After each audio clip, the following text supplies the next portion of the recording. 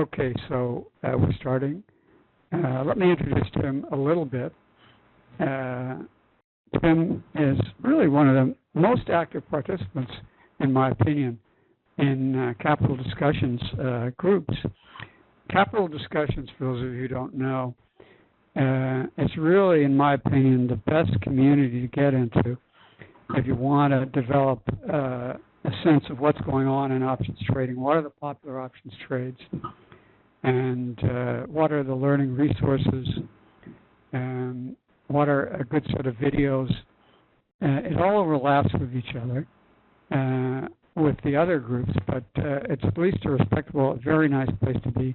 And Tim must have formed the same opinion, judging by the fact that he's so active in capital discussions. He's a mentor for capital discussions for the road trip trade, the mentor, in fact. Now, the road trip trade is the most popular trade really currently being offered or described or traded actively and discussed in capital discussions. And so Tim is playing a prominent role in that. He's not the author of the service itself, but he's the part of that service in the sense that he's offering mentoring for it. And not only that, he's formed his own group, which is a beginners group within capital discussions. It has a meeting every week. He just had one earlier today, so we appreciate his diligence and being willing to work overtime for this. And that is also an excellent group. So if you want to for those of you who are beginners, join Tim's group. It's free. There's not a lot of people think that options training needs to cost thousands of dollars, and the money may be well spent, certainly in some cases, but you don't have to spend it at all. Tim's group is free, and he's put an enormous effort, I can tell, into describing a number of trading systems, not just road trip, in his 4 beginners sessions. And he's done an outstanding job of it. He's an expert in not only road trip, but also M3 and other trades as well. He's the inventor of what's called the parking trade, or the parking lot trade, which is just a vertical spread. I shouldn't say just, is vertical. It starts with a vertical spread and has added a lot of refinements. So let's have a warm welcome for Tim. And Tim, is there anything you want to do in terms of polling or anything like that before we start? No, but I'm talking to a room in the library. How many people are in the room? How many people? Let's see. Ryan, are you counting? About 20. Wow, big group. No, I got more than that one. About 22 right now, 22, 23. And we're expecting more. Believe me, we always get people drifting in who can't make 6:30 is an aggressive early start time here because a lot of people work. Okay, well, very good. Thanks for having me on. I appreciate it, and I love doing this stuff, and I love talking to everybody. Scrolling through the list of attendees here, I know there's at least a few that aren't in that room that are just dialed in. That's good too, and a few I recognize, and a lot of new names here. So I'm very, very proud to be able to talk to you guys today. I'll go ahead and get started. I have prepared a lot of stuff I'll probably go over, but if you have a hard cutoff time, let me know. I'll get to as much as I can, and I don't know if this is all beginner level or not, but it's all appropriate, and it's all teaching things about the road trips. So I just my motto when I'm doing my mentoring is you get more than you pay for, and I guess I just try to do that all the time and print as much as I can because I'm so excited about this stuff. So with that, I'll go ahead. You guys can all see my screen.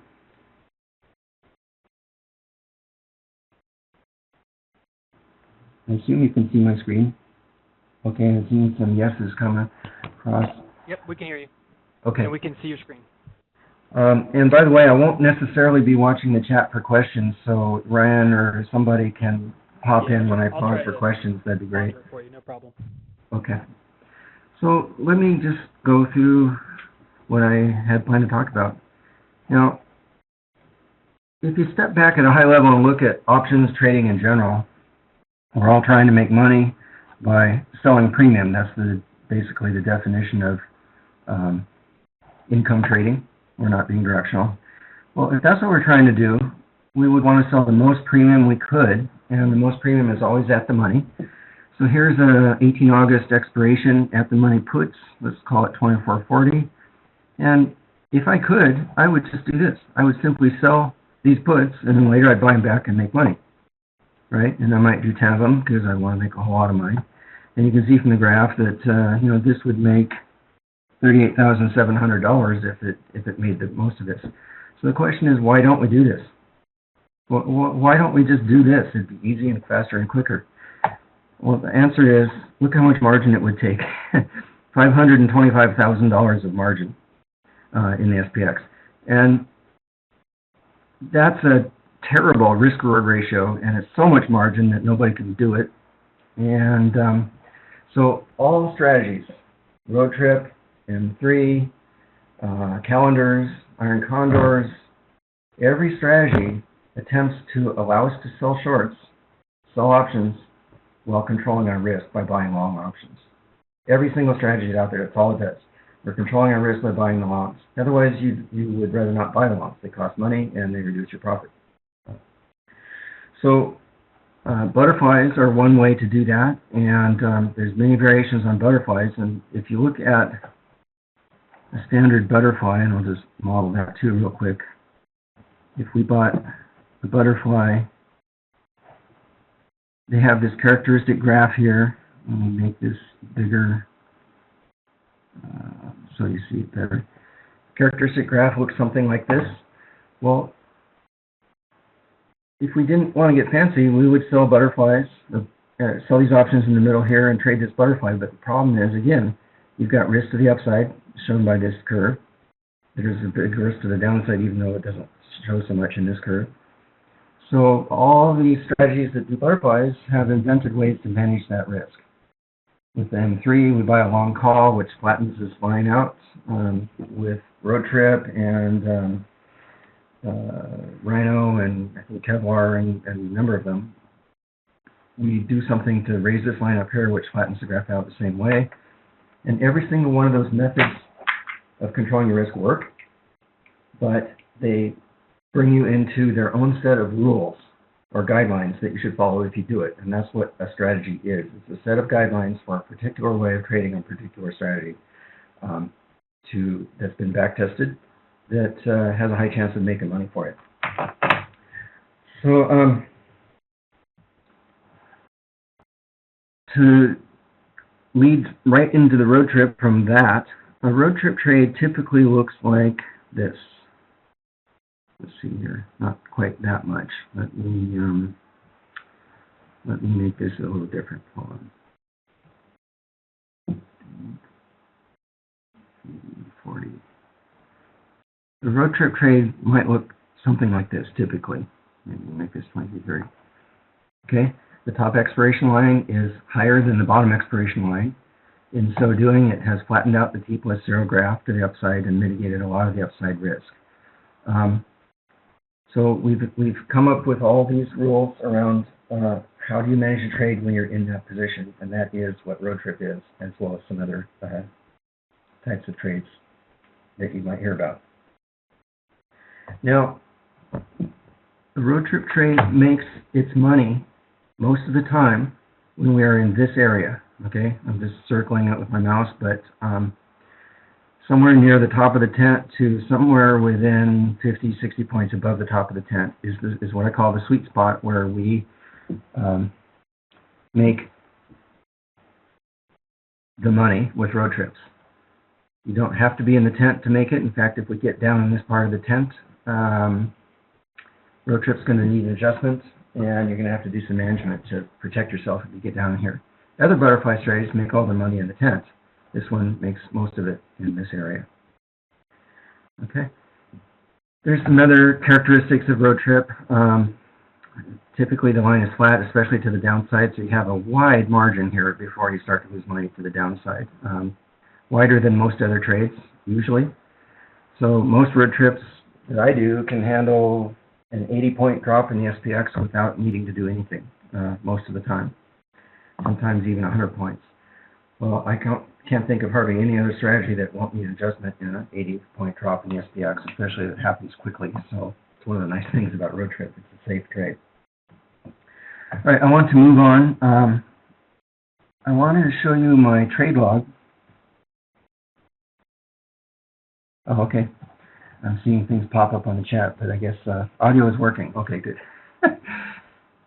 This is my trade log, and as you trade, I highly recommend you develop something to track every single trade, and you know what your results were, and your margin, and how long you're in the trade, and how it worked, and some notes about how hard you had to fight.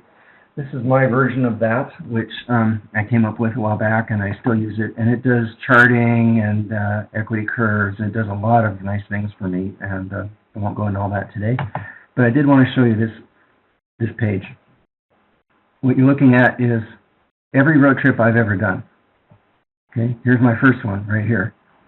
And I've done, if you look down at the bottom, you can see I've done 92 of them. Although about 15 of them are open right now, so I have about 15 road trip trades on currently. And if you look in this P&L column, you can see I've got a lot of positive numbers and not very many negative numbers, which means I win on more than 90% of these trades. And the negatives, most of them are very small negatives. They're not huge negatives, so they don't have large losses when they lose, typically. I know you can see a large loss here. I suggest that was my fault, and I messed up some trading and didn't follow my own rules, and I lost a lot of money. Someday I'll go back and backtest that and reproduce it and show that I could have lost a lot less. But the important thing is, if you look after my first few road trips, when I was learning the trade, let's say from here on down, I've got all these positive numbers. Here's a negative right here. Most of that was from commissions, by the way. The trade only lost $30, and there was $120 commissions on that one. So I'm just trying to show that road trip trade has been working very well for me, and it can for you as well. Now, one of the things I track is dollars per lot. That's this column over here. And can I? No. Let's see. Yeah, dollars per lot. I've made as little as $12 or lost a little bit, but if you look down again at my recent results, they're all in the 100 to 200 range, with a few exceptions that were $350 per lot. That was an exceptionally well-performing road trip. And that's typical. The road trip trade should make $100 per lot without too much trouble, can reasonably make $200 per lot, and sometimes more. Now, with this in mind, I set my profit target and my maximum loss for these trades, and that sets goals, and I manage to those goals when I'm managing the trades. I have chosen that I want to make at least $100 per lot on every road trip trade, and if I can reasonably and safely make 200 per lot, I'll make 200 per lot, and much above that, I'll probably just exit the trade. So my recent results have been pretty good, except for these here. And I have built my budget and my income target around realizing $100 per lot on these trades. Okay. So let me dive right into the road trip strategy. And I'm moving very quickly here. Hey, Tim, we have a question here. Would you like to take questions now or at the end? There's a good time. Go ahead. Are you using the same underline in all of those trades, or are you varying those depending upon volatility? Almost all of them are in SPX. You can see I did a few in ES because they talk about that in the service as well. I have discontinued using ES because it turns out it's not as easy to make the kind of profit I need to make on these trades. In terms of percent on margin, ES is astronomical returns, but in terms of actual dollars, it's pretty low, and commissions are quite a bit higher. So I don't do ES anymore. So yes, every trade now that I do in road trip is in SPX. Great. Any other questions? Could you provide us with the columns and rows, not the rows, the columns of your spreadsheet offline later on, perhaps? I can. This is my results. It's all confidential, but I have a template, and in fact, we can post that with the recording, and you can download it. I could spend a whole hour talking about just how to use this, but at least you would see what I have and how it works. And make a note to do that because otherwise I won't. But you can have this template.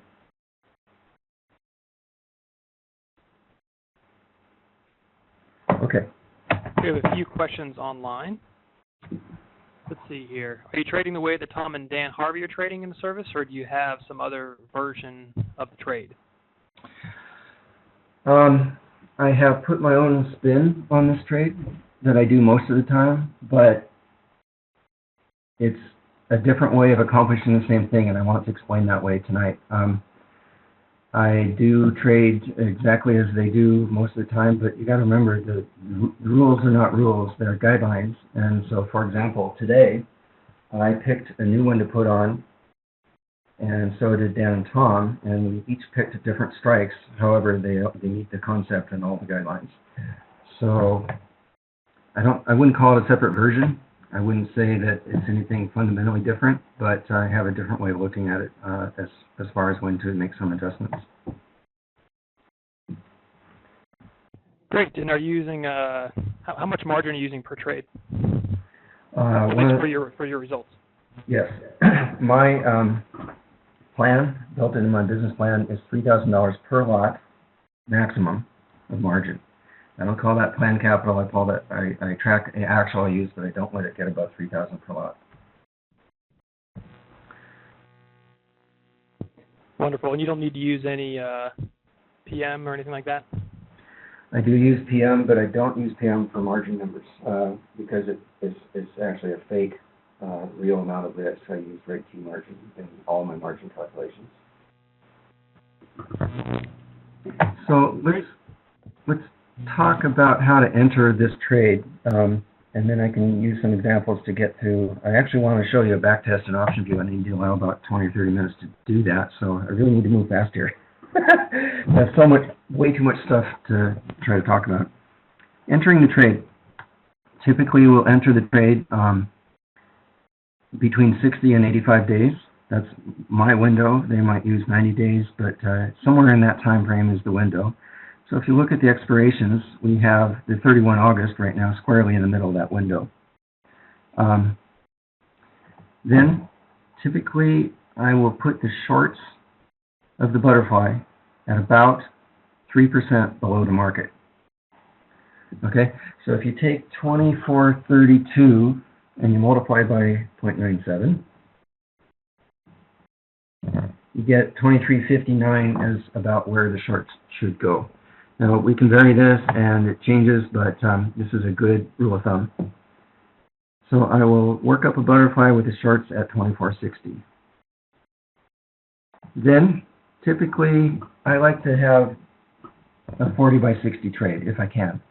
That means that the distance from the shorts to the top long is 40 points, and the distance from the shorts to the bottom long is 60 points. And I'm off by 100. Let me fix that. Sorry. 2360, 2400, 2300. So that fast, I've worked up a potential candidate to enter for the trade. Now, we can use other widths, 50 by 70, 30 by 50, 50 by 80, and I do. Sometimes you can't get it at 40 by 60, and sometimes the strikes aren't there, so you have to be flexible, but if I can, I'll do a 40 by 60. Now, the first thing to note is we have a rule or a guideline that says don't pay more than 5% of your margin for this trade.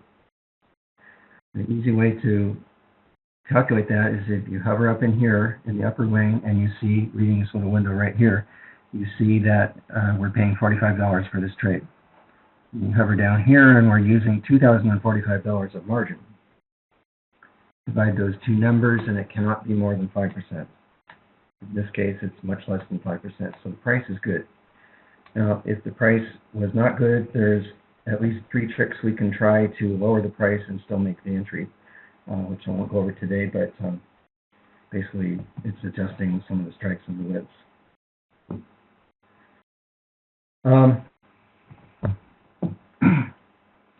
This is typical. The price of the market will be above the tent by some points, 30 or 40 points usually. It doesn't start inside the tent like that other example I showed you. And we have about 3% to the shorts. And I always look at the T plus 0 line 100 points down when I open these things. And 100 points down would be about here. We have a loss of $168 or so. Now, what I'm looking for there is for that not to exceed my maximum loss. The maximum loss that I've decided based on my trade log for this trade is $200 per lot. And this one does not exceed that. Sometimes you'll work one up and it's like 250 or 300, and I'd say, no, I'm not going to do that trade because its loss 100 points down is too great. You can almost always find one that'll fit this criteria. Okay. Note that the margin is starting out at $1,980 for this one lot. We know we have a limit of $3,000 per lot, and that gives me some room to grow. And I worked up a couple of slides I want to show you, if I can, if you bear with me. Let's go past this. This is what the margin and use profile should look like during the life of the trade, at least the way I trade it. I like to start out at less than maximum. Oops. Oh, there it is. I like to start at less than maximum, and early in the trade, up until about halfway through, I'll let it grow up to $3,000 per lot. That allows me to take advantage of the adjustments we're going to make without having to do some other aggressive moves to control my margin. Late in the trade, I'd like to pare the margin down so that near the end, I've reduced my margin quite a bit, freed it up for other trades, and I can go on to something else. There's a method that we have to do that, several methods in fact, and you'll see that in my example if I have time to go through it. This is something I won't get into Tim, today. on time, we have about another hour and a half, so plenty of time. Oh, an hour and a half. Oh, great. Okay. Well, then I won't go at such light speed here. I'll slow down. Thanks.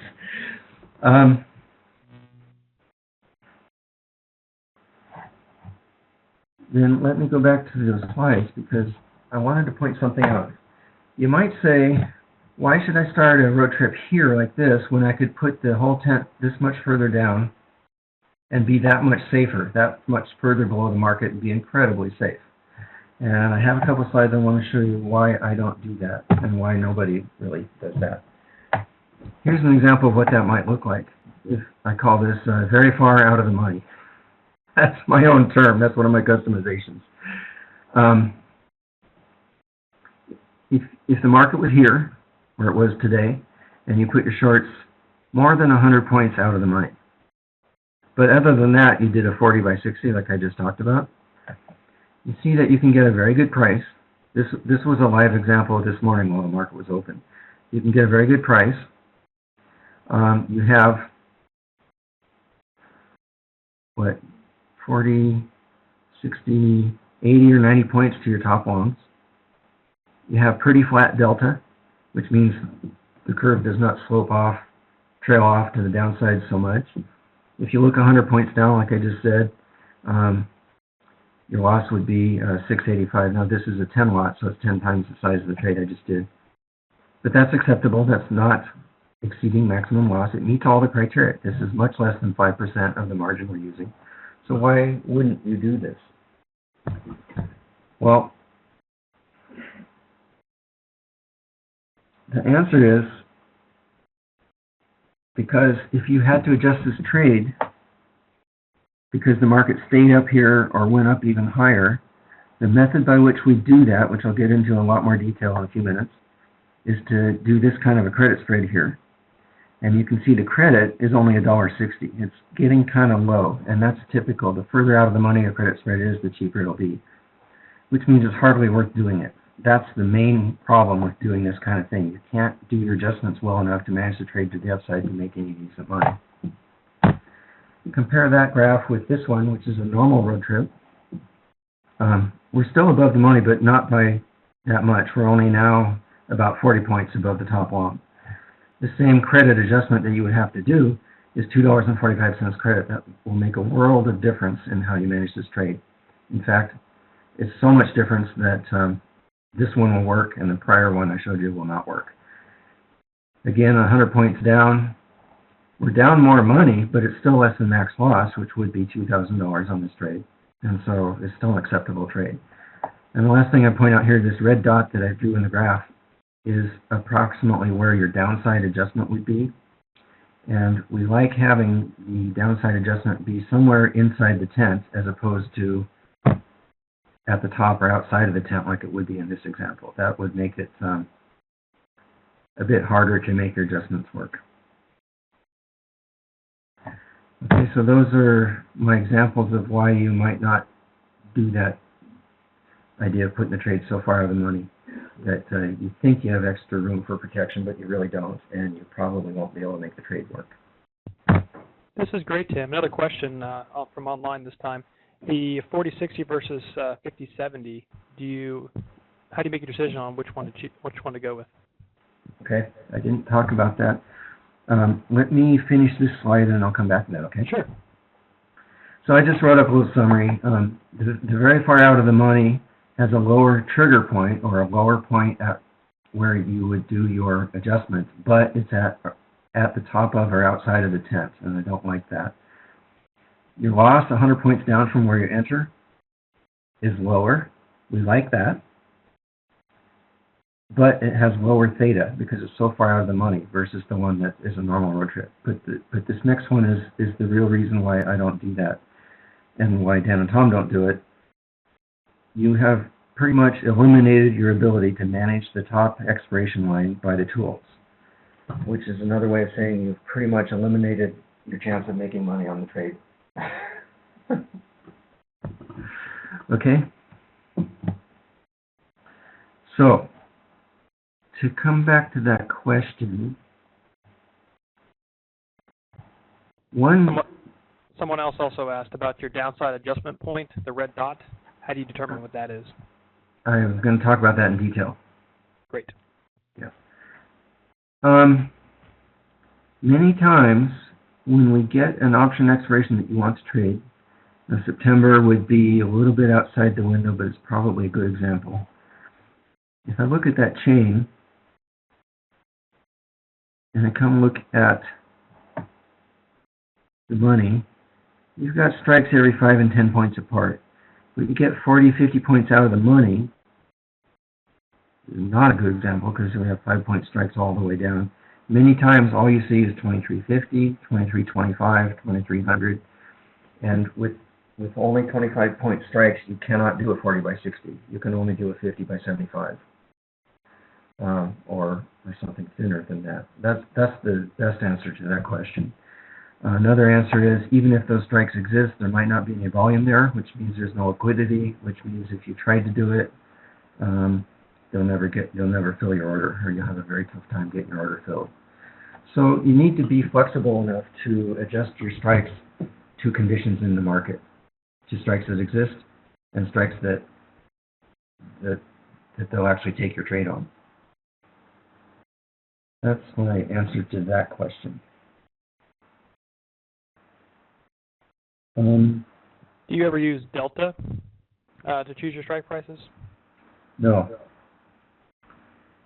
However, you could, and you'd have to build yourself a set of rules around this, but typically the shorts will be around 30 delta. That's a good general guideline. If I go back to this example here, the 2360 was at 27 delta. So 27 to 30 delta can be a surrogate way of picking your shorts, and then from there you build the longs based on the widths that you want. You see a question that says, how far out of the money is your upper long? We don't target it to being out of the money like that. Instead, I always pick the shorts first, and then I build the upper and the bottom longs based on the widths that work and the widths that I want to do.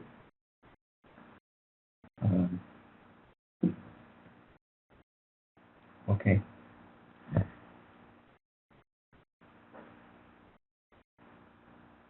Any other questions before I go on? Okay. So,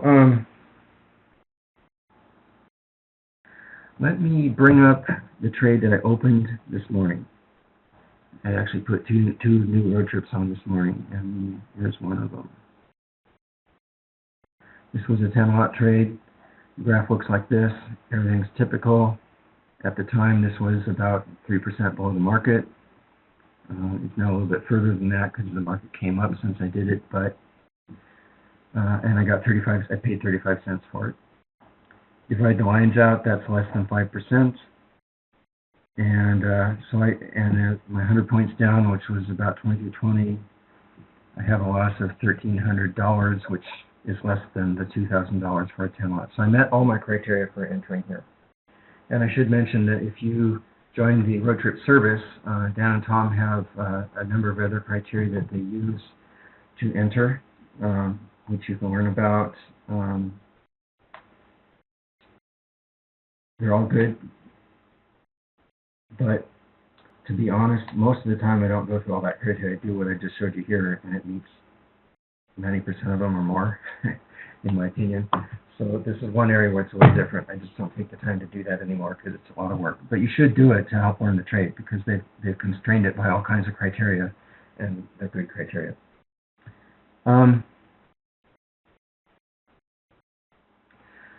So I want to talk about how I decide when to do adjustments. Now, to the upside, there's only one main workhorse adjustment that we do. There's only one. I mean, all the study and all the work you can do on this trade, there's only one, and 80% of the time is what you do, 90% of the time. That is what's called a reverse Harvey, and it's as simple as selling some of the top longs that you have and buying them 10 points or 20 points lower. So if I model that, 2390, it would look like this. I'd sell the 2390 and I'd buy the 2380. And I'm not talking about you sell some of them, not all of them at once. That would be a very aggressive move, but you sell some of them. You can see you get a credit for it. And the important thing is that by doing so, you're raising this upper expiration line. You're raising it by the amount of the credit. So as long as the market's up here above the 10th, that's what you need to do to make money on this trade and make money in this sweet spot that I talked about, is raise this expiration line to the point where you have acceptable profit, as long as it's safe. And what I'm going to show you how I do that is a quick and easy way that, again, I feel accomplishes almost all the same things that Dan and Tom do when they do it. I've compared back and forth both ways, and I use their way as well, but this is faster and easier. When I have 20 trades on, I need to do as fast as I can. Okay. I need to introduce the concept of a threshold and a break even. So to the downside, Thinkorswim puts these little red tick marks where break-evens are in the graph. Okay, and you've got one here for the 10th, you've got one here for the bottom of the 10th, you've got one here for the purple T plus 0 line, and another one up here for the purple. So the first thing to look at is how far below the market is the break-even point on your T plus 0 line. This one is at about 24.03, and the market is at 24.32, so it's 29 points below the market. Now, this is important. Early in the trade, maybe the first 2 weeks, I will be looking at what point is my T plus 0 line reach 1/3 to 1/4 of the way to max loss. Okay, very important. Max loss is $2,000. It's $200 per lot. 1/4 of the way to 2,000 is $500. So I want to just hover my mouse until I see where it's down $500, and it happens currently about right here, 23.57. Now calculate how many points below the market is that. That is 43 plus 32, 75 points below the market. The number of points below the market where this point is, I call the threshold. This is my term. Now I mentally decide what kind of threshold do I want to maintain throughout the whole trade to trade this trade. I decide what that threshold is based on how I feel about the market, on what's happening, on general things. And I trade these with that threshold anywhere from 100 to about 60 points. Back in January, when I was all worried about political events that were happening, I was trading these with a threshold of 100 points. Now, things are a lot calmer, volatility is lower, although I know they could explode at any time. I'm trading them with about 60 to 70 points for my threshold. So the idea is this. I want to maintain a threshold of, let's say, 70 points at any time, at all times, while I'm in this trade. Now, when you make this reverse Harvey adjustment, it changes the threshold, or it changes the break-even point. Now the point at which I would only be down 500 is about 10 points higher at 23.68. So if I made that adjustment, my threshold is now only about 60 or 65 points. That's below the 70-point threshold that I want, and so I say, you cannot do this adjustment at this time. Okay? It's very important. That is how I decide when to do a reverse Harvey. As simple as that, is maintain my threshold. Now, you have to understand that this trade, being outside the tent, the delta of this trade and that threshold decrease daily, everything else being equal. So, for example, without the adjustment, we say that the threshold, or the trigger point was 23.57. And I call that my trigger point. That would be where you do your downside adjustment. That's where I drew the red dot on those graphs that I showed you. But if I go forward, let's say 10 days, and I do the same analysis, now my trigger point has gone down to 23.42. It's down 15 points. Well, what that means is now, in these conditions, my threshold is about 90 or 95 points from the market. That's higher than the limit that I've set myself of 70, and I would say, yes, I can do this adjustment now. In so doing, I raise the threshold back up to somewhere near my target, and then I go on and wait until it happens again where the actual points below the market is greater than the threshold that I'm trading by. I'm going to pause for a second. I hope I'm explaining that well. I hope that makes sense. Oh, this is great stuff. So under what conditions would you change your threshold? So one thing you have to know about me is I don't do any technical analysis. I don't believe in it very much, maybe just a little bit, but I don't apply it to my trading at all. So I don't base it on that. So it's a feeling. If I'm nervous about the market, I'll raise my threshold. I don't know what else to tell you. That's what I do. So let's say there's a big, huge international event of some kind. I'm going to be raising my threshold. Now, the higher the threshold is, the harder it gets to make this trade make a lot of money. So you need to find a balance point between making the profit you want to make and having a threshold of a high number of points. I would suggest, if you're learning this trade and you want to do it this way, set a threshold of about 60, 70 points in sink or swim, and trade by that for a while until you understand how it works and get used to it. It won't hurt you. The trade is still very safe. It's still got probably 100 points before you have to make any decent adjustments and before you're in trouble. There's no other trade that's that safe. So you're okay. It's just a number that you arbitrarily decide what you want to trade to. And then what's the significance, this coming from online now, of the 1/4 max loss in choosing your threshold? Very, very good question from Al. Hi, Al. I know who you are. Well, if you waited till you reached max loss to make your downside adjustments, you reach max loss. And the idea behind having a number called max loss is if that is reached, it's a forced exit. You must close the trade and go on to the next one before your losses get any bigger than that. It's a way to manage the reward-risk ratio and all those expected return amounts, and it ties into the math of all that. If you exceed your max loss, you're blowing your risk-reward and your expected return calculations that you expect to get on this trade. So you can't go that far. So if wherever you go to is where you make your adjustment so that the market can go down even further without reaching your max loss, then you need to make it be at some % of max loss. Now, I like to use 1/4 to 1/3. It seems to be a good compromise between not doing it too soon and still giving you a chance to make the trade work.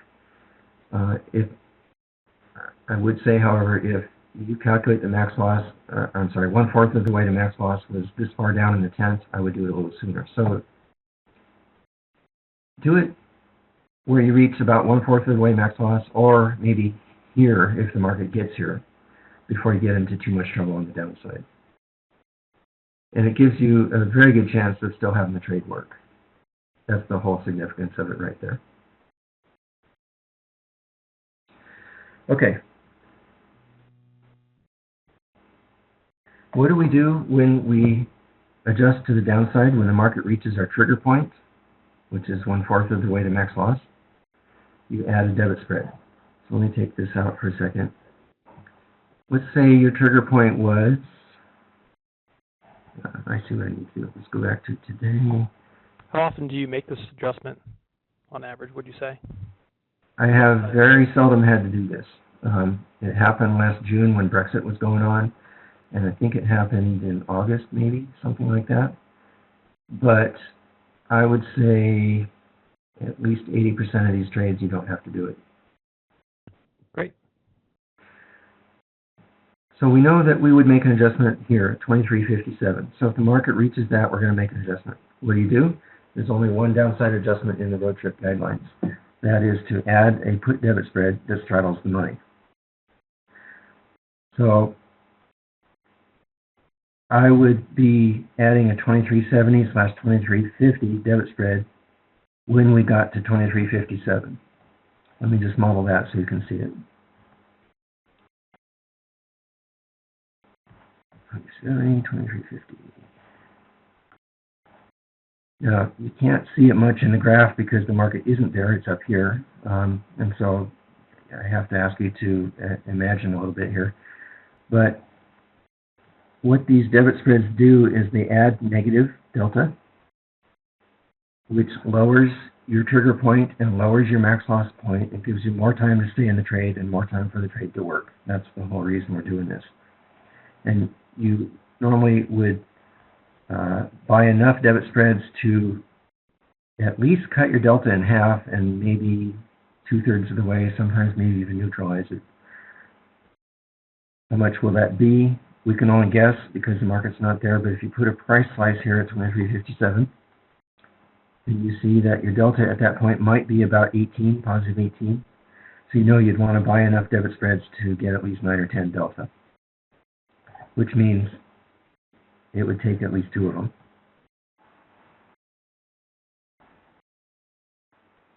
Okay, so that's how I decided when to do it. what the strikes are and how many lot sizes to do. Is you know where your trigger point is by that 1/4 of the way to max loss or break-even calculation. You know what the strikes will be at that time because you're going to straddle the money. And you can estimate how many lots you need to do by how many delta you're going to need at that point.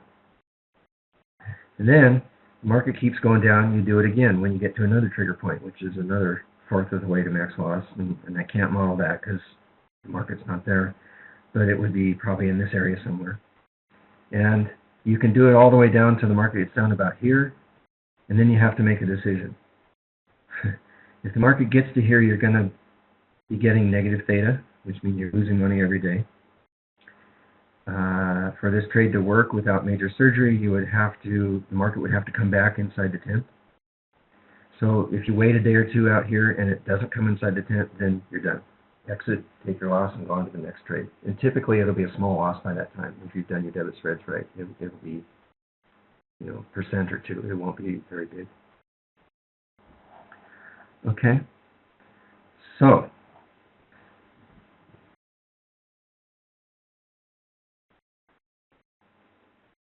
I'm just looking at my notes here.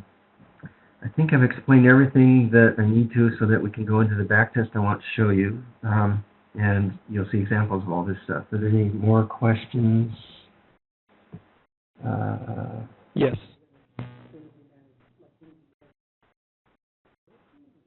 And are you in this trade for until what, 10 days to expiration? 15 days? That varies. The planned time to exit is 14 days to expiration. If you've made your money or a decent percentage of it by that time, you should probably just get out. If it's safe and the market's way up here somewhere and you've got this line high enough to make a lot of money, you can expire them. In fact, I expired one today because it was way up here. It was more than 100 points to even my top long, and I didn't want to pay the commissions to exit, so I just let it expire. But typically, I'm out of these trades by 14 days to expiration, and usually even more like 20. If you find yourself up 20%, would you exit the trade? Yes. That's because, okay, you might be 20%, you might be able to make 30, but don't get greedy. Don't push it. I think it's better from a long-term consistency point of view to take your reasonable return, your $200 per lot, and go into the next trade, and that's what I do. And I'll try to milk it for all it can make. Okay. Let's see. I've got a couple questions. I can see them. Oh, from Ray. Yeah. Davy Butters and calling out. So I said that the 80% of the time the workhorse adjustment to the upside is this reverse Harvey. And that is true.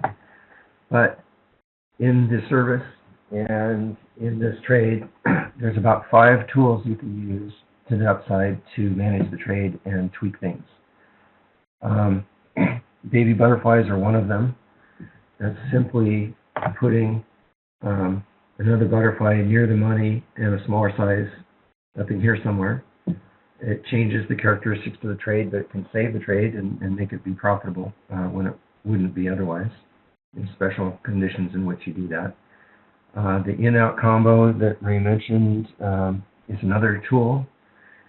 Put credit spreads is another tool. Call credit spreads is another tool, and even iron condors is another tool. And I think that's all 5 of them. Right. I wasn't going to go into those tools today, but at least I thought I'd mention there are other tools, but you're only going to use them 20% of the time. So those are some of the fine points about this trade and some of the reasons why you can get your wins way up into the 90% range. Okay. Let me set this up here. Wait for option view. No problem, Ray. I was going to mention what those tools are anyway, but I couldn't possibly go into them today, and you kind of need to be in the service to fully understand them. So back on April 6th, when I did a Trading Group 2 presentation about some of these things, I was using a June 30 expiration as an example, and I want to use that as an example today. So real quick, let's work up a road trip trade and then we'll test it. 3% below 2361 would be approximately 70 points below that, so it would be 2290 for the shorts. We can use the June expiration, so we'll use minus 12. And then 40 above that would be 2330. 6. And 60 below that would be 2230. And I'm using 6, 12, and 6 because that's somehow become the standard for backtesting and evaluating these trades. I'm going to go ahead and convert this trade, and if we look at the graph real quick, it looks typical. All right. Now, we're going to use this break-even, this threshold thing, and this break-even thing as our means to do our adjustments for this trade. Option views numbers are different, okay, than Thinkorswim. It uses a different model, and there's many reasons for this, but because of that, we're going to use a threshold of 80 points for this trade.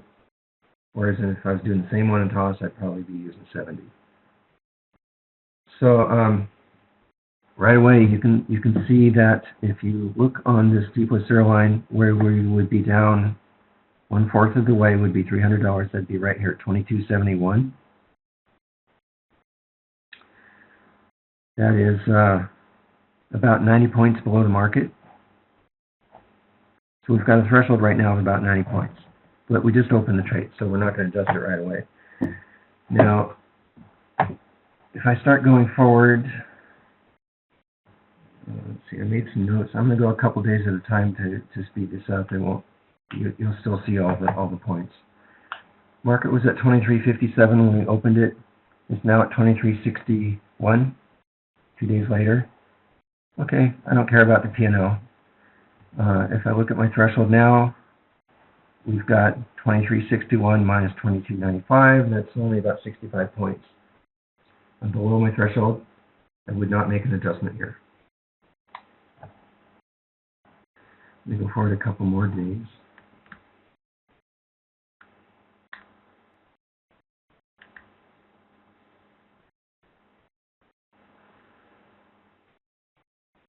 We're below our entry point by about 9 points. We're starting to get some profit. And we look at the graph, and the break-even point is 23.25. That's about 60 points below the current market. Now, important point. I said earlier that we used 1/4 of the way to max loss. Once we've been in the trade for a week or maybe 2 weeks, and once we've started to get some profit, I quit using 1/4 of the way to max loss, and I use my break-even point. Okay? Because you don't want to lose all the profit that you've earned if you can help it, and that means my trigger point, my adjustment point, is going to be based on break-even, not on a certain amount of the way to max loss. That's what we're using here. And you can see that it's not above the 80 points that we've set as our threshold, so there's nothing to do today. Let me go on a couple more days.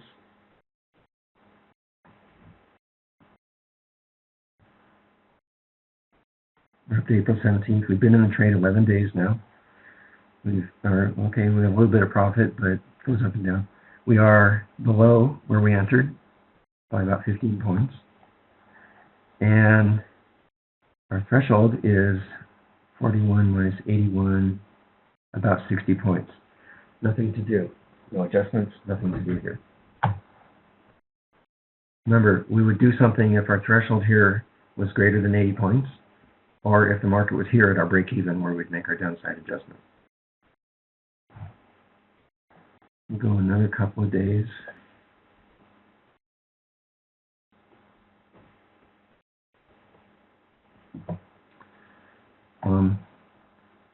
P&L is taking care of itself. We're not max loss by any means.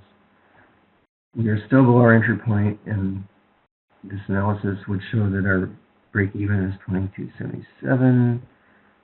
That's 42 It's about 69 points. I'm just doing the math in my head, and it's not critical. You can just get pretty close. And somewhere, it's less than 80, so there's nothing to do here either. 2 more days.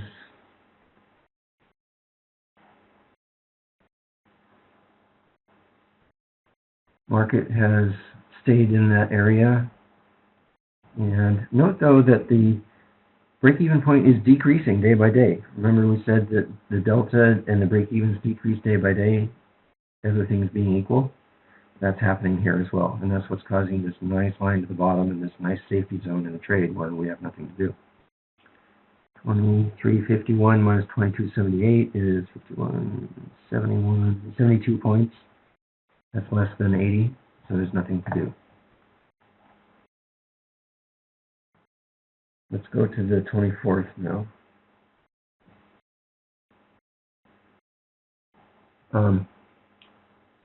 We had a huge up day, 25 points.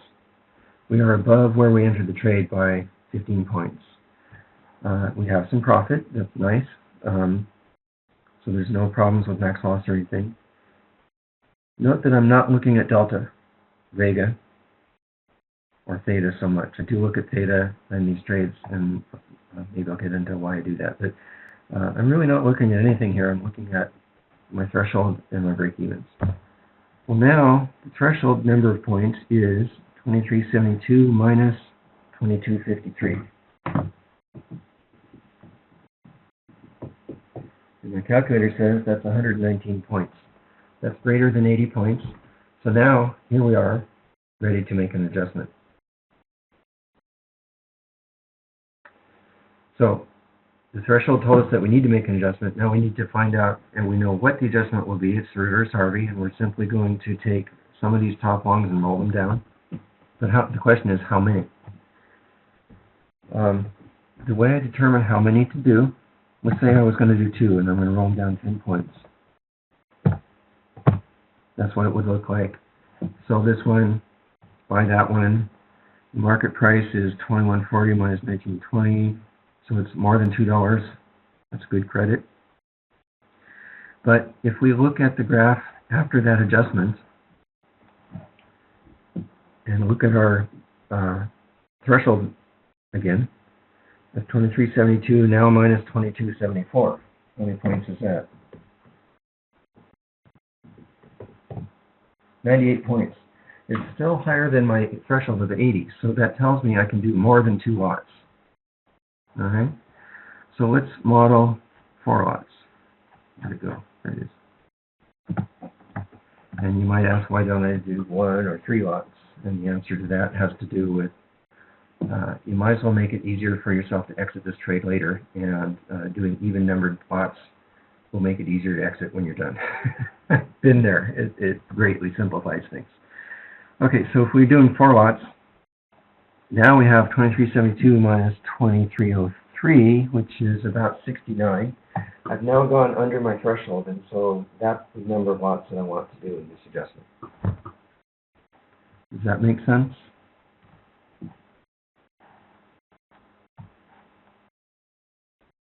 So convert that. And now we can go on in the trade. Go forward to April 25th.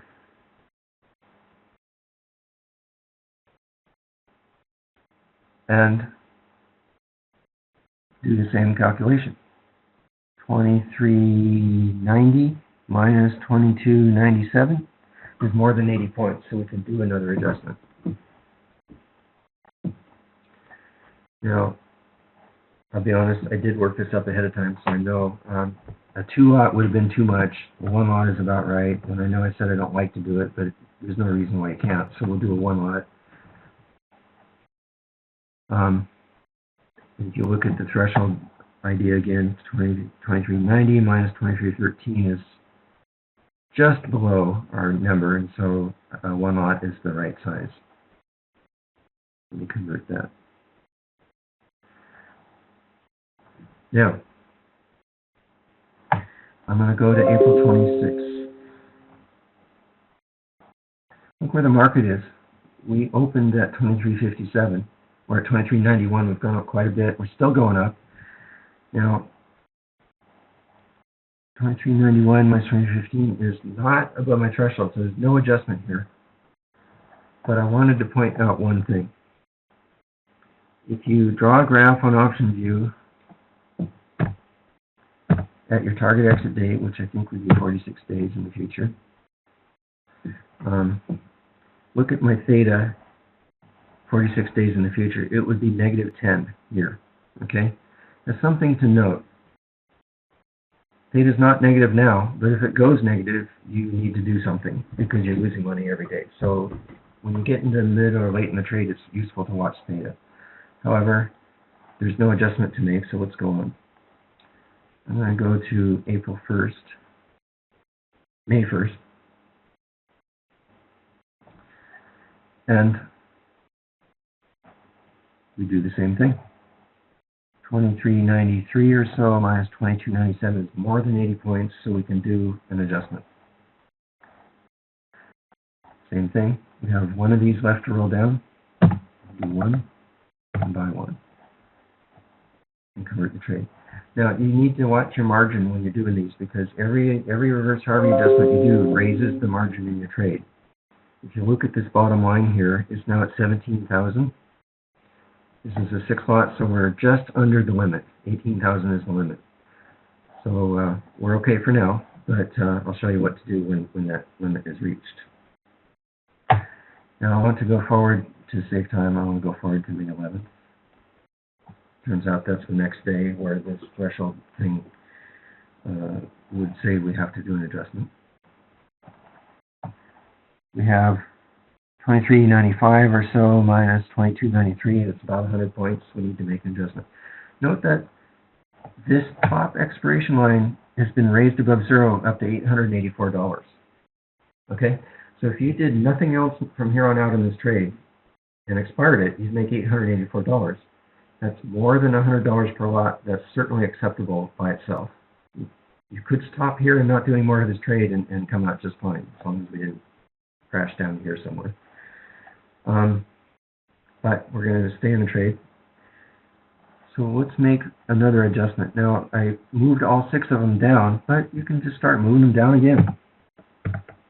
No reason why not. So we'll do a 1 lot here. Now my analysis would say you could have done a 2 lot, but look at the margin. If I highlight the expiration line, I'm right at my margin limit now. Okay, I can't. If I did a 2 lot, I'd be over my limit. So on this day, I would choose to stay within my limit and do a 1 lot. Let me go forward to 515.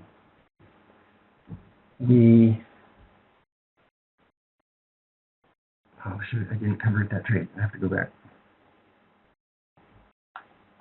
No, I'm sorry, I have to convert the trade or else it won't take it. There we go.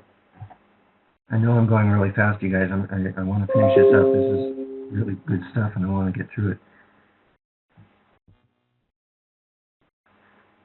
On May 15th, you could exit this trade. We've got a decent profit now. It's over $100 per lot. You're safe. You could take your money and go here. That would be certainly nothing wrong with doing that. Or you could stay in the trade and try to get more. Now I want to go to the 17th. Anybody remember what happened on May 17th? 31-point down day in the SPX. That's a pretty big move for the SPX. And the low was 23, even 30. The low was 33 points down. So a big move in SPX. Most trades can't handle a 30-point move without needing to do something. Most trades, quite a few trades, are that close. Well, we've got profit. It's gone down a little bit, but we got profit. We've got threshold. We've got a safety zone. And our break even on the trade in the future is even further down. So there's nothing to worry about, nothing to do, even after this big drop. We're not anywhere near our trigger point where we'd have to make an adjustment. There's nothing to do. Go forward to the 19th. And what do we have to do? We have 2385 minus 2286, that's 100 points. I can make another adjustment, right? We will just do the standard adjustment. Now, late in the trade, I like to get less and less aggressive. So one lot made us be about 81 or 82 points for our threshold. That's on the line. I could maybe have done a 2 lot, but I would probably choose to do a 1 lot here. Either way, would have worked out just fine. Now note that the expiration line is now up to $1,135. That's almost $200 per lot if you've got that. And you will get that if the market stays up in this area. And we'll go forward to the 24th.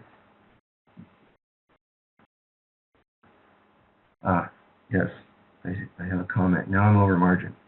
Let me go back to the 19th. You are correct. We are over margin.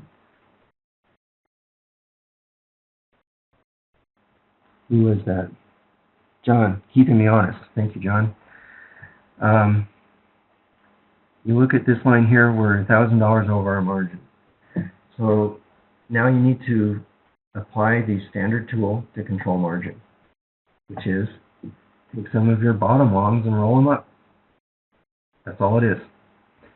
Let's sell one of these, and I'll buy one 10 points higher. Notice that it's a debit spread because you're buying a higher strike put than a lower one. But doing so takes out margin by the width of the spread. So it took out $1,000 margin. Now I've met my target.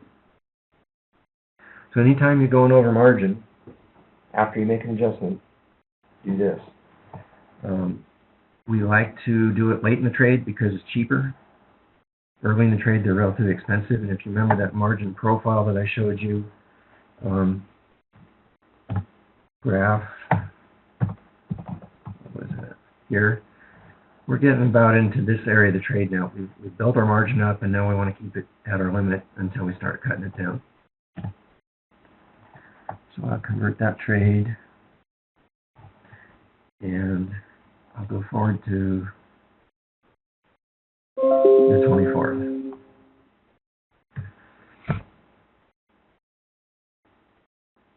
This day, we are 43 points above where we entered the trade. We have managed it all the way. We've gone through a pretty big day, a 31-point drop, without having to do anything. Our P&L is $1,000. We have, if you look at our threshold idea, we have 2,400 approximately minus 2,276. We've got 125 points. We could make another adjustment, but it would drive us into this margin control right away. But we could do that. Typically, you get more credit for the adjustment than you do for the margin control. I don't make those upside adjustments if the credit is small. And you can see here it would be 480 minus 415. It'd only be about 65 cents. That's not enough credit to do it. My personal rule is about $1.20 or so. If it's below that, it's not worth it. So for all those reasons, you have to decide what to do. You can exit the trade and make $160 per lot, whatever that turns out to be. Or you can apply some of the other tools. It's usually pretty obvious when you need to apply some of the other tools, like the baby butterfly or some of those other tools that I mentioned. And this would be an example of it right here. You can't do the reverse Harvey anymore. You have a month or so in the trade. It's time to move on to some of the other tools. I didn't model that. I said if you're being very conservative, take your money and go on to the next trade at this point. So this would be a candidate to exit this trade and take your money. Okay, so if you look at a price chart, we entered this trade right about here. We went through some down, some pretty good rapid up, a big drop and then a recovery. We went through some stuff. We went through some market gyration, and we made a pretty good profit without doing any of the tools except the top side reverse Harvey adjustment. So I was going to stop there, but I do tell people that you can trade the road trip trade by just doing the reverse Harvey adjustment and nothing else, and the downside adjustment if you need to. I've showed you how to do that, or how I would do it. You might need to reduce your profit target a little bit if all you're going to do is reverse Harvey to the upside, but the other tools are relatively minor tools in terms of the bang they give you, and they're more work. So as you learn the trade, however, you would probably want to learn what those other tools are and how to use them. This is great, Tim. Thank you so much. So we still have another 30 or 40 minutes. Do you have time for questions? I do. All right, great. So we have some in the room here.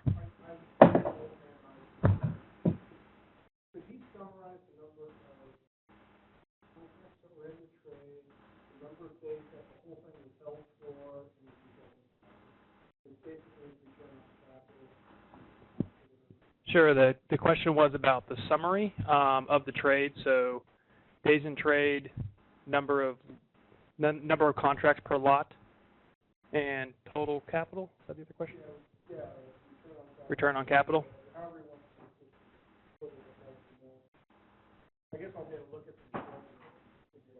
Yeah, this is all recorded and online as well. So. Yeah, I can't hear the question, but.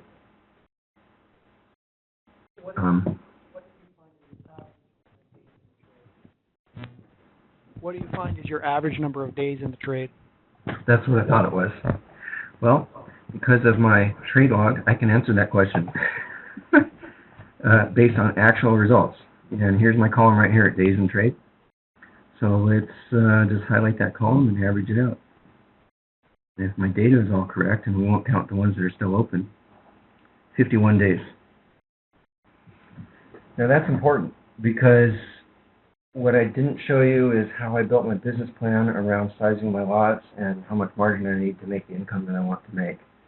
But it turns out the lower the days in trade is, the higher your return is in terms of percent on capital used, and the faster you can turn these trades around and get into other trades. Now, a 14 days to expiration plan to exit is, if you enter, let's say, at 80 days, that means you'd be in the trade 64 days. And that can and does happen. You need to it sometimes. I think I've got some even higher than that. But I build my business plan around my actual average. And I know that I have the benefit of having this kind of history to build that off of. But I think when you're getting into this trade, you can expect an average of 60 days or less. That's great. And then if you're under the tent when you're near expiration, 30 or 20 days out, would you ever just scale out if you have good profit, maybe one lot or two lots, and then leave some runners? If you're under the tent, right? Yeah, and you have good profit. I don't. I think you could, as long as you're mindful that you're taking the risk. I mean, you'd be here in the tent. You can start to get a lot of theta really fast in that area late in the trade.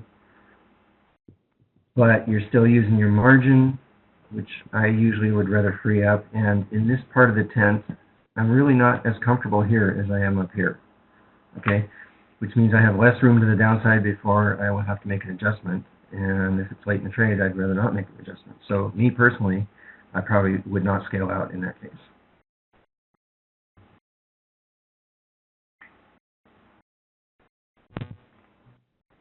I'm going to get through these questions online here. Hold on. Yep.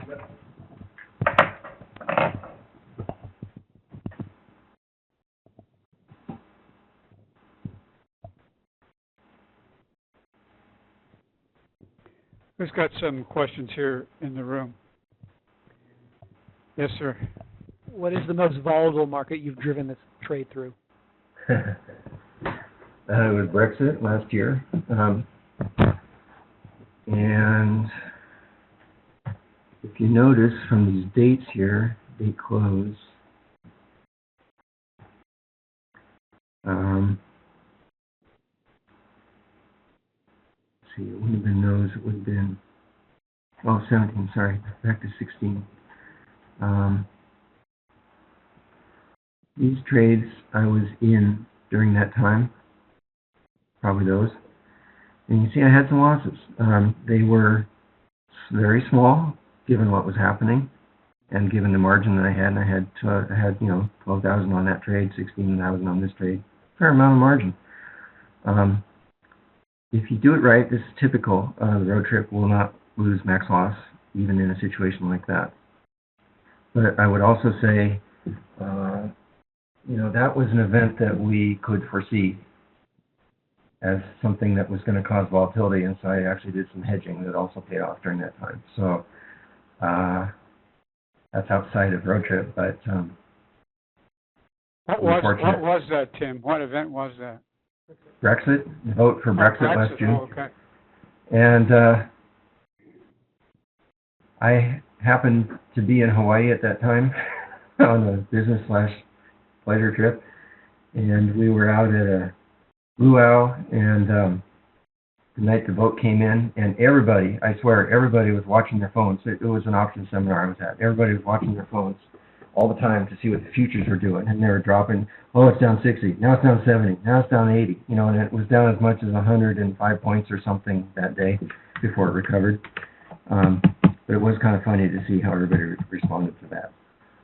Well, you saw that this trade can reasonably absorb a 100-point downturn without killing you, and it came out relatively okay.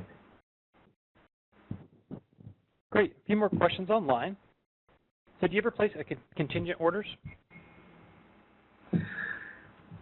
So I do not generally do that. Now, I'm fortunate. I trade for a living. I trade full-time, so I'm here, So when I'm entering, I'm usually here watching and massaging the orders to get my entry. I don't like to put GTC orders in because if there's a huge gap or even a huge move, you could get filled at strikes that you don't want to get filled at, that don't meet the entry criteria. That's one reason.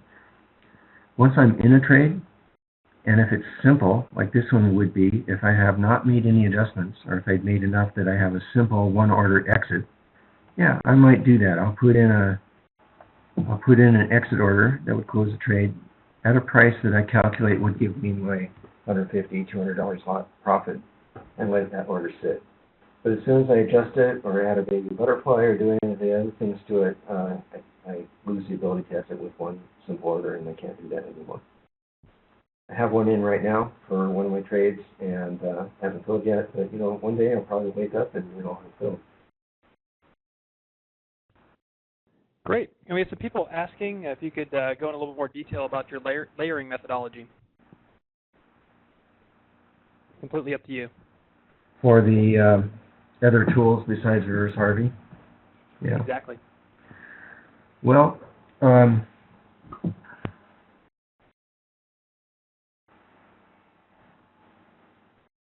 remember that we said this was an example where the reverse Harvey doesn't work anymore because the credit was too low. That's one indication right there. You need to do something else. Another indication might be, even if the market was, maybe here somewhere, but you had a bad entry and you paid too much for it, and now you need to really recover or really juice it up. It might be another reason to do some of those layered trades on the top. Another one would be if you were not on the ball and the market went way up to here and you hadn't done any adjustments yet, any reverse Harveys at all, like you should have, then the only way to make this trade work at that point would be to do some of those other things, baby butterfly and some of those top layer things. I wasn't going to go into what I do, and in fact, you kind of need to be in the service to let me fully talk about how we do those and choose them. But I can tell you what the tools are, and there's the baby butterfly, there's the put credit spreads, there's the in-out combo, which some of you have heard of. there's the iron condor, and there's call credit spreads. Those are the list of tools that you can use. Service talks about those extensively, and they would rather not talk about that extensively outside of service, if you know what I mean. I'm just respecting what Dan and Tom want me to do. I will say something they hardly ever talk about would be to reposition this whole thing. You know, sell this entire structure and put a new one on centered about here. I have done that. You can do it and make it work with difficulty. The problem is late in the trade or middle in the trade, this new one costs a lot more. You can't get good pricing on it, which means your top line is going to be further below zero, which means it'll be even harder to raise it enough if the market goes above it to make a profit. So I use that very, very sparingly, but it is one thing you can do. Do you ever have you ever studied doing this on a shorter days to expiration using futures? I have not.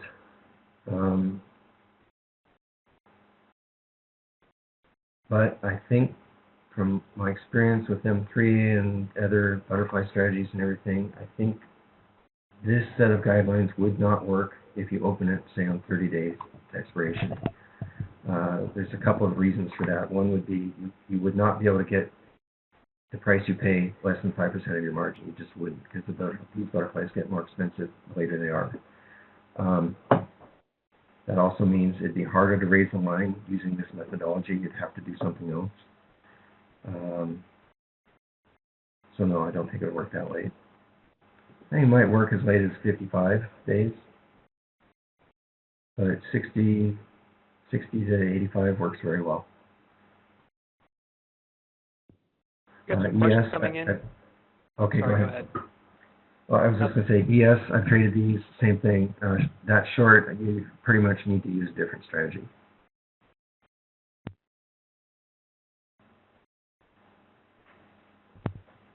We have some questions coming in about time layering.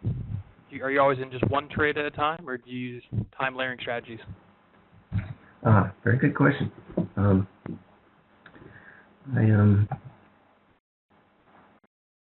Here is my list of all the trades that I'm in right now. This one doesn't count. In fact, I need to delete that. That's nothing. But these are all road trip trades that I have on. These two are my sister's, not mine, but I'm watching them for her. And typically I have 15 to 20 on at any one time. So what does that mean? The time diversification is a very powerful tool, and I like it a lot. We found that in the parking trade. We find that in this trade, and any trade where you open you open periodically. What is working best right now for road trip is to open these about every 2 weeks on a down day. And if 2 weeks goes by and you don't get a down day, then I might open it anyway by Thursday or Friday that week, but a down day gives you a bit of an edge because of the volatility increase. What that means is you've always got some trades that are expiring pretty soon and some trades that have 60, 70 days to go. The ones that have longer to go typically take less work and less time and less attention. And so the time diversification works very well in this trade.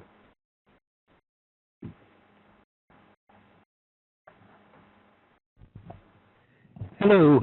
How do you populate your spreadsheet? Do you do it manually with this strike, that price, or do you download or otherwise collect data? Yeah, this one is all manual. Let's see here if I can. So when I open a new trade, I just type in this much data. It's really not very much. I do it very quickly, and in fact, these last two were opened this morning. About half hour after the market opened, and I got them for 35 cents. That's the one I showed you. But this spreadsheet, all it requires is this much data entry, one line for every trade. I think it's possible to write some code that would import these from Thinkorswim. I'm not sure. And 10 years ago, I would have said I'll be all over that and do it for you, but I don't do coding anymore. Given up on that. There's other ways to track this stuff. in the service, Dan and Tom talk about one that they do that does import some of the data and automate some of it, but they use that more for management than just tracking. And all I use this for is just tracking my trades. I do all my management in Thinkorswim.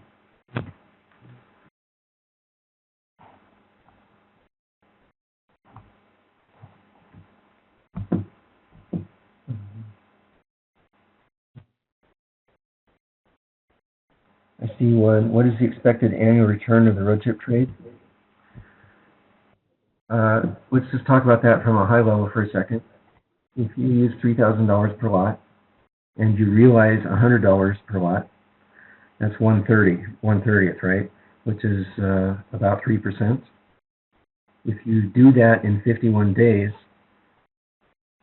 on an annualized basis, that is, or on a normalized basis, that would be a little bit less than 3%, maybe 2% or something. If you annualize that, that'd be 24%. So based on those kinds of calculations, my expectation is 25 to 50% annualized return is including losses. That is my expectation, and I think my reality is coming out to be about that. It all has to do with the shorter you can get in and out of the trade, the higher that'll be. That's what it comes down to.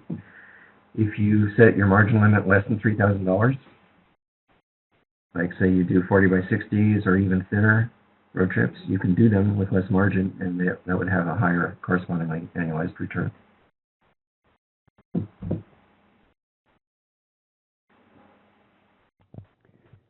Very good. Did you have another question?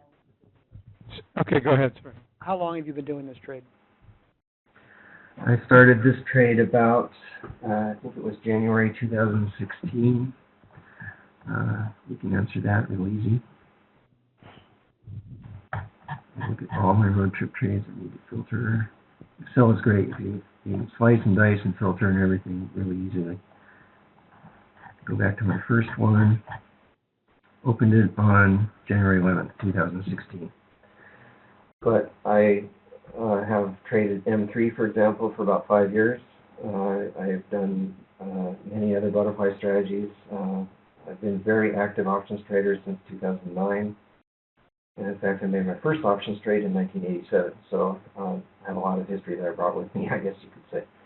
But they didn't start the service till about February 2016. And it was a new trade came along. I respect Dan Harvey. He's the best butterfly trader I've ever seen. And so I wanted to find out what it was all about right up front when they started doing it. Now, Tim, originally, I know you have a lot of experience with M3 as well. Could you maybe discuss some of the pros and cons relative to M3? Yeah.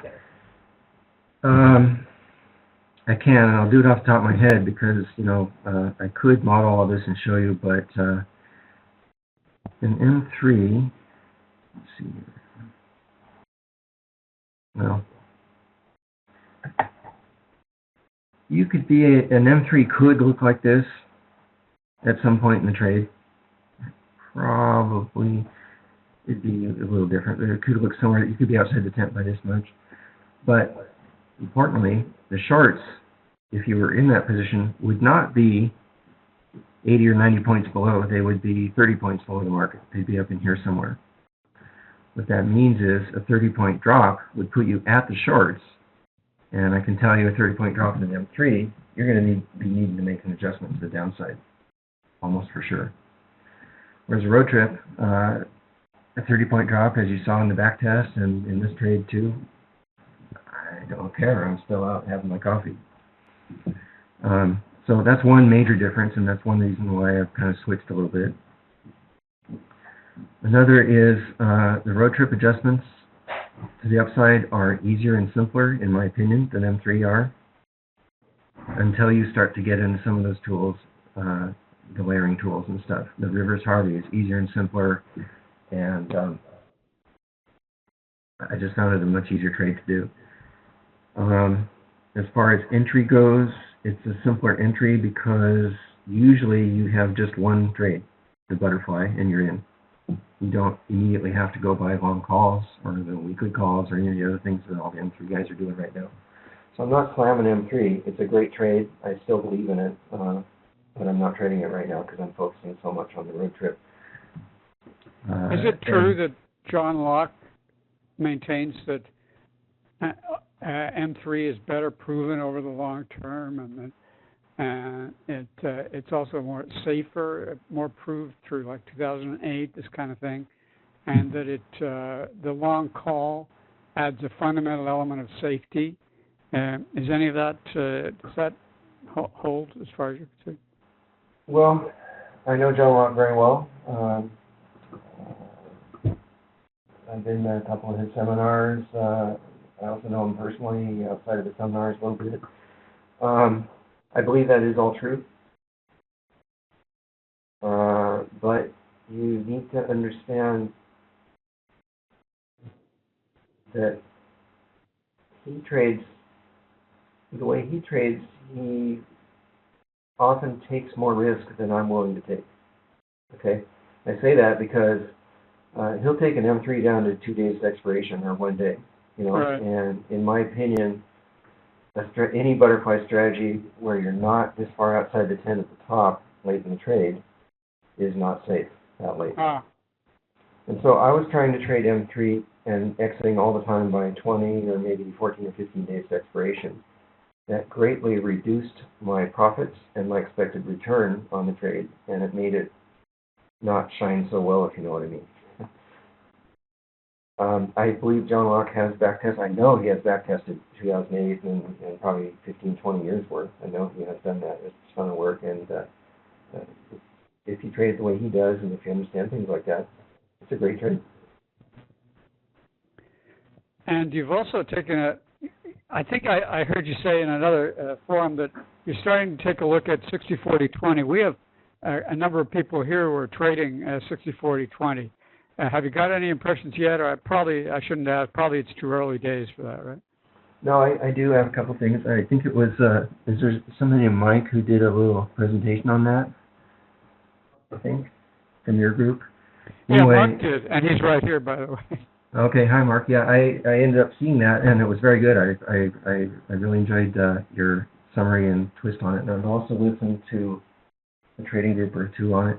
I'm intrigued by that trade. I like it. Andrew Falby, I know of him, and he trades on the desk just like I do. I can get to know him personally, and I intend to do that in the future. I have back-tested one, and I put one on live. It's a one lot as a test, and that's all I know about it at this point. I'm intrigued by it. I like the fact that you are under the tent most of the time because that's where you should get your theta. Here it is right here. This is the 20-40-60 that I have on live. What I don't like, at least first impression, is there's only about a 20 or 30 point move either way where you're going to be out of this trade. Okay?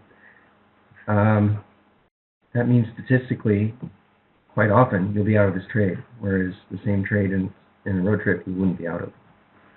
So I don't know. I'm testing it. We'll see where it goes. John Locke re-enters.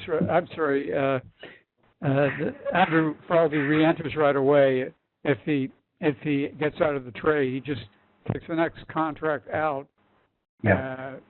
60 days or out, whatever. Yeah. So I don't know. We'll see. Sure. I'm not. It's not as well. One reason that I think people may not be so keen on it is there's not that much on it. You have a limited amount of material available on it right now. Is there anything else you wanted to cover or ask of people to hear, Tim? I got through everything on my list. I see a couple more questions. Can we try to get them quickly? Sure. Go for those by all means, please. Do a larger number of contracts help refine adjustments? Yes. Don't trade this with a one lot or even a two lot because any of this, however you do, you'll be adjusting 50% of the top long.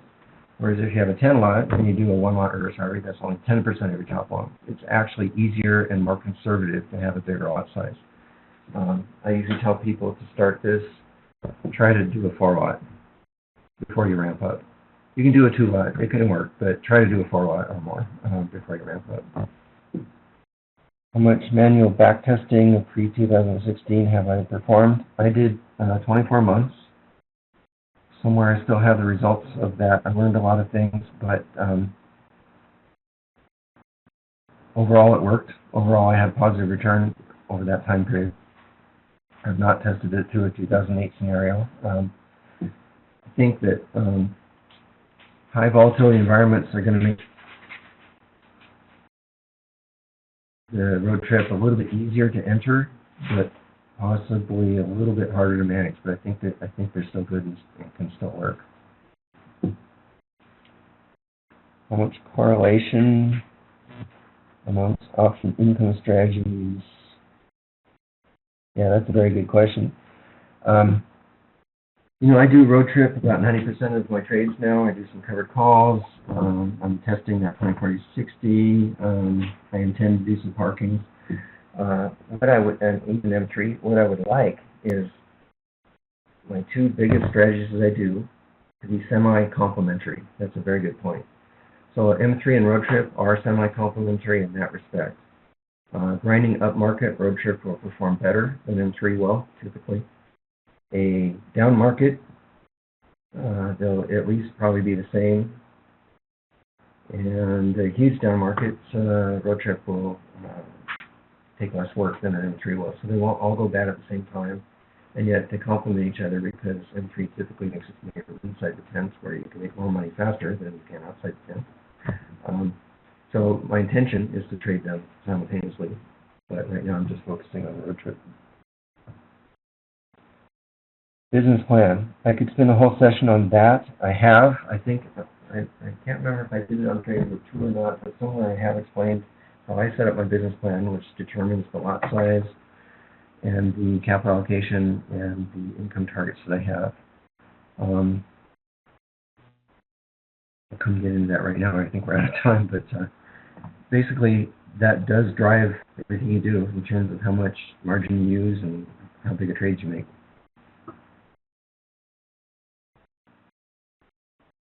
Okay, I think that's about it for me. Okay, we have another question here. Do you manage your deltas as a group or per trade?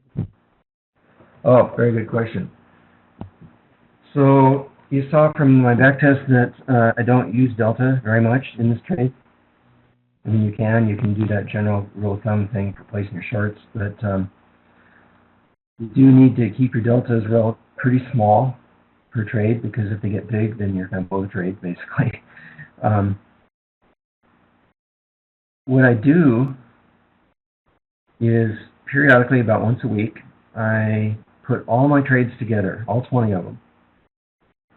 And Thinkorswim lets you do that easily if you have simulations problem. Then I can see one graph that shows me my entire portfolio position and where it gets in trouble and where not. And I can manage that as one trade. And if I see that my deltas are positive 300, then or some huge positive number, then I'm feeling like I'm going to need to cut them in half or do something. I'll do that by just buying a bunch of generic debit spreads, straddling the money against my portfolio. You can short futures. There's a number of things you can do, or you can build it into your hedge strategy, which I use VIX calls for. And that helps me to decide how many lot size I need of my VIX calls. Very good. I guess before we go, we should make sure that we give every opportunity for you and Capital Discussions to do a little bit of a commercial. I don't know if you want to, not as such, but what services could you describe? If people want to learn more about a road trip through Capital Discussions, or maybe want some mentoring, how would they do that? Oh, sure. Okay. First of all, here's my email. Please send me questions. I try to answer them timely, and I love hearing from people, so you can write that down.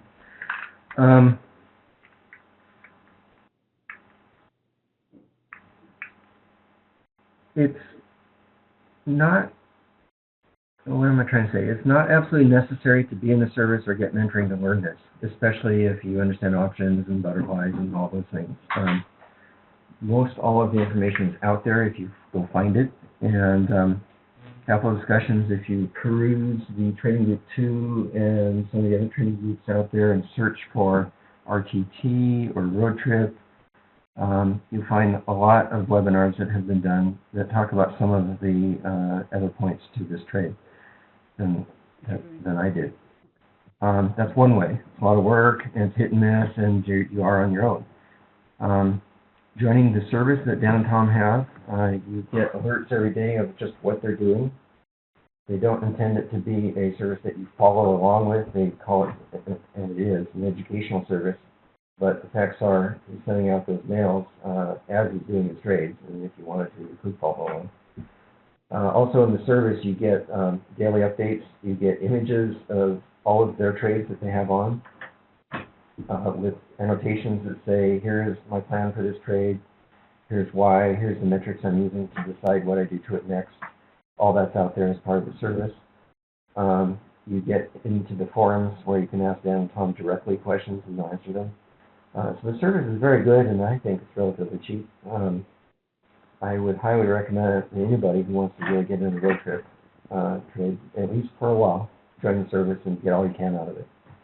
If you want to go further, want some one-on-one help, it turns out I am Capital Discussions' only mentor that does road trips, so there is one-on-one mentoring, and they have some packages. Also, if somebody's interested in it, but they only need 4 or 5 sessions, for example, they'll make a special deal outside of the package. You would talk to Tom about that, and Tom would alert me, and then we'd talk, and that's how that would work. That's good for somebody who wants to learn it all faster and easier, and yet get personalized one-on-one help as we go through real trades and the theory and all the layers and everything that we can possibly go through, and I'm the guy that does that. They have another mentor or two, but they don't do the road trip. I'm the only one that does the road trip. So that can cost a bit of money, but based on my experience, it's still cheaper than doing it hit or miss on your own in terms of not losing money on your trades. So those, I guess, are the options that are available. And there's quite a few people that are into this, and if you get into the forums and training groups and support groups like this, make some friends, and just talk about the trades. Thank you. We commend you for all of the effort you put into your own free service, your own free for beginners, which people should check out on Capital Discussions. Let's have a really nice hand. Thank you. Oh, thank you. Maybe we'll leave it there unless you have anything else you need to add. I think that's a good point. If, maybe sometime in the future I'll come on again. We'll talk to you guys again. Anytime you're interested, just let us know. Thank you very much, and good night. Okay. Bye-bye.